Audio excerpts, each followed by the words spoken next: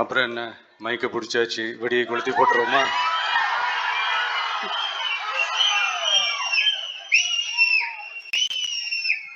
(1977) June மாதம் நினைக்கிறேன். June மாதத்தில் புரட்சி தலைவர் எம்ஜிஆர் அவர்கள் ரேடியோவில் ஒரு பேட்டி ஒன்று கொடுத்தாங்க. அதில் பேசும்போது சொன்னாங்க, பேரறிஞர் அண்ணா அவர்கள் இருந்த இடத்தில் இப்படிப்பட்டவர்களும் அமர்கின்ற ஒரு நிலைமை ஏற்பட்டுச்சேன்னு எண்ணி எண்ணி கண்ணீர் வடித்தேன். அன்னைக்கு அந்த கண்ணீரை துடைக்க ஆரம்பிச்ச இயக்கம் தான் அண்ணா திராவிட முன்னேற்ற கழகம்னு சொன்னார்.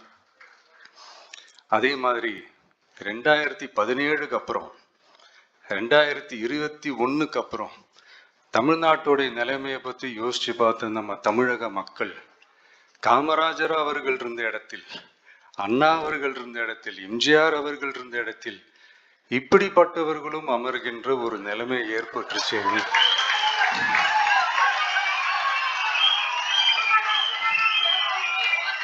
தமிழக மக்கள் கண்ணீர் வடிச்சாங்க. இன்னைக்கு இந்த கண்ணீரை துடைக்க ஆரம்பிச்ச இயக்கம் தான் தமிழக.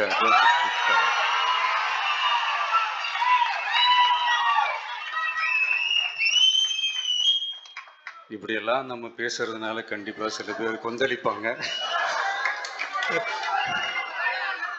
அதை பத்திலாம் நம்ம கவலைப்படக்கூடாது. ஏன்னா கொந்தளிக்கிறது தான் அவங்களுக்கு வேலையே. புரிதுங்களா உங்களுக்கு?